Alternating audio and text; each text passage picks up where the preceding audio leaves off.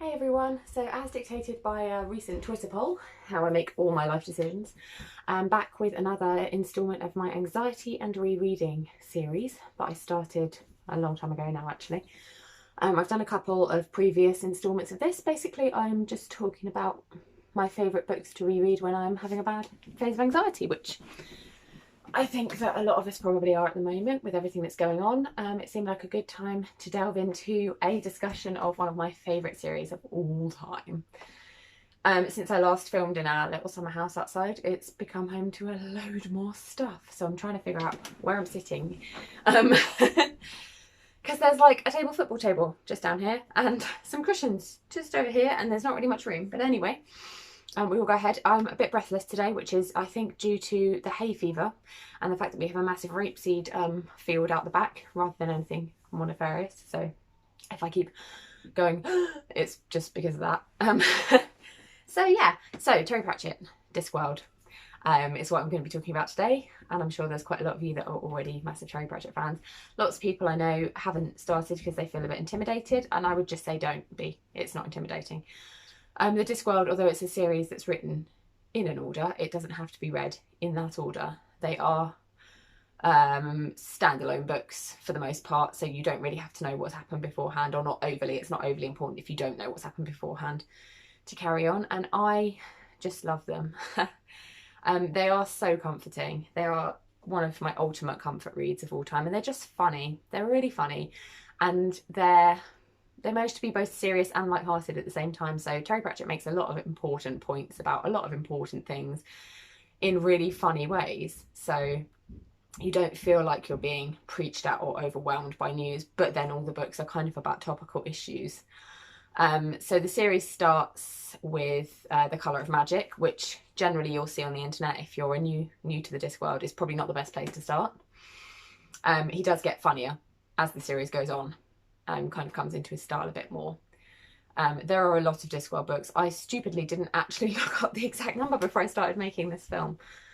But I just think they're perfect for those nights when you can't sleep for whatever reason. You've got something stuck in your head and you can't get it out. You can't stop fixating on whatever thought you're having. And I find that picking up a Terry Pratchett book at that point is the perfect way to relax your brain, because once you're in the Discworld, that's where you are. It's a proper, vivid, immersive world with these larger-than-life characters who are really fun and crazy, and all sorts of shenanigans go on, so you can't read it with half your brain. You can't be thinking about something else. It will take you fully into that world, which is one of the reasons I love it so much. Plus, there's like a bajillion books.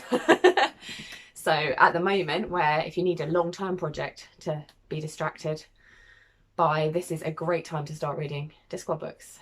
You can get them all secondhand. I'm going to show you a couple of covers.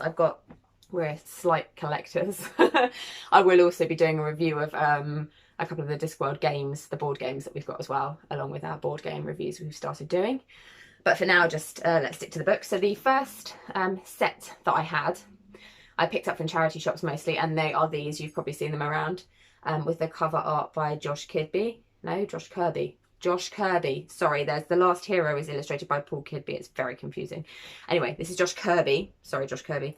And they are gorgeous and crazy and generally slightly risque. I remember as like a teenager thinking, oh, these must be something good, because they've got like, some of them we've got like women in tight leather armour on the front of them. I say women, they're like trolls. But anyway, so yeah, there's that set of covers. And then more recently, Galansky have been reissuing all the Terry Pratchett books in these gorgeous hardcover editions, which I've also been being gifted. My husband collects them for me and gives them to me for Christmas and birthdays and things. So this one was actually from a charity shop which my sister found, which is lovely. I picked the Light Fantastic because I have got the Colour of Magic, but it's a bit scrappy around the edges, so this one's prettier. But you can see it's like got shiny on the front and it's got beautiful spines, and I've got about 8 or 9 of those now.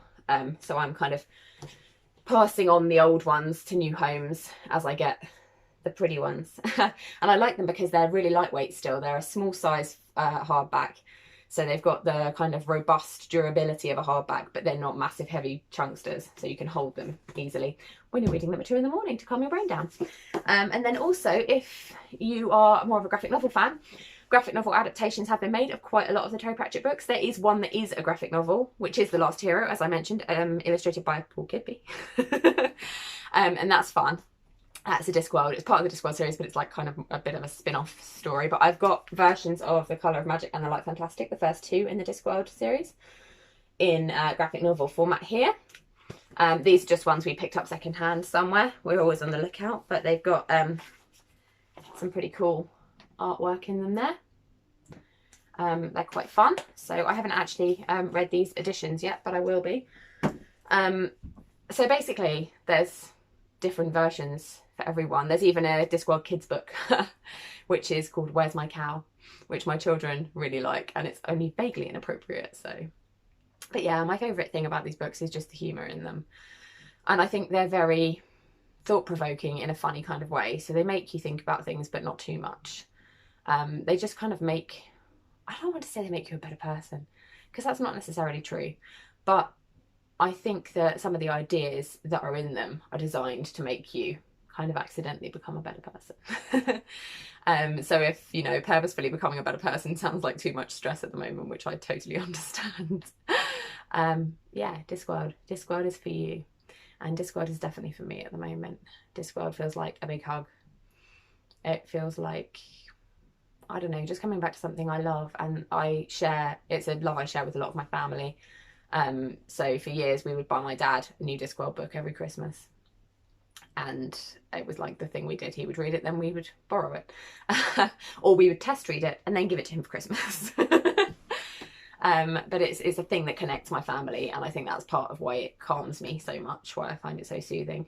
But I do think that a lot of people have that experience, so I'd love to hear about it if you also have that kind of connection to Discworld, or if there's another series that you have that sort of connection to.